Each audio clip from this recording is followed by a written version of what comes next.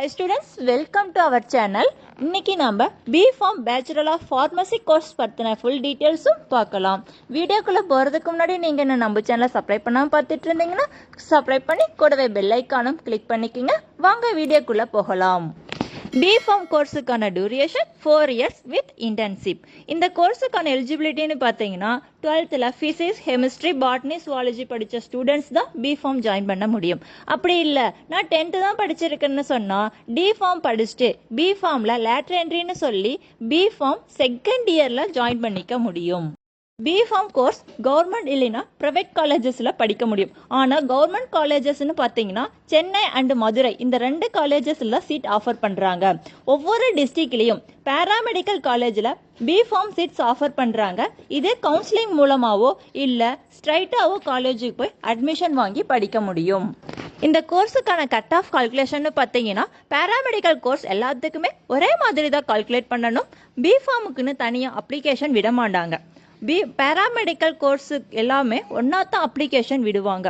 அப்போது நாம் அப்ளை பண்ணி கவுன்சிலிங் அட்டன் பண்ணி காலேஜ் ஜாயின் பண்ணிக்க முடியும்.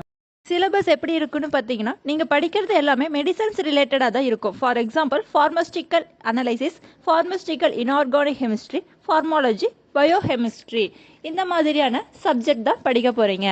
கோர்சஸில் கம்ப்ளீட் பண்ணதுக்கப்புறம் நமக்கு எந்த மாதிரியான ஜாப் ஆப்பர்ச்சுனிட்டின்னு பார்த்தீங்கன்னா B.Pharm பொறுத்தவரை சுயதொழில் செய்யக்கூடிய ஒரு படிப்புன்னு சொல்லலாம். அதாவது தனியாக ஒரு ஃபார்மசி வச்சு நீங்கள் ரன் பண்ண முடியும்.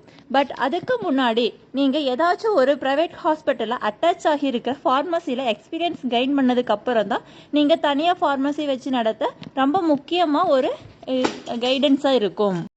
காலேஜ் டேஸில் டே ஸ்காலராக இருந்தால் காலேஜ் படிச்சுட்டே இருக்கும்போது அதாவது 3rd இயர் லாஸ்ட்டில் இருந்தோ இல்லை ஃபைனல் இயரில் இருந்தோ நீங்கள் ஏதாச்சும் ஒரு ப்ரைவேட் ஃபார்மசிக்கு போய் ஈவினிங் டைமில் ஒர்க் பண்ணும்போது உங்களுக்கு கொஞ்சம் எக்ஸ்பீரியன்ஸ் கிடைக்கும்.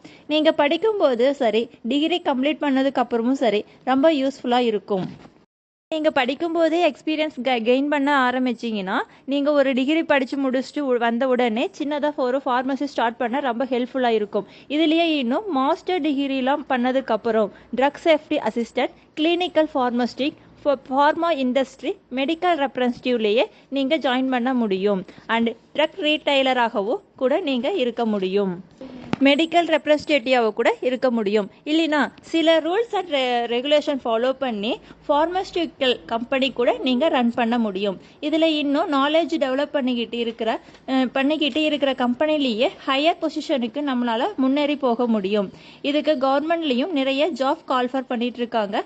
இது மட்டும் இல்லாமல் அப்ராடுக்கு போகலாம்.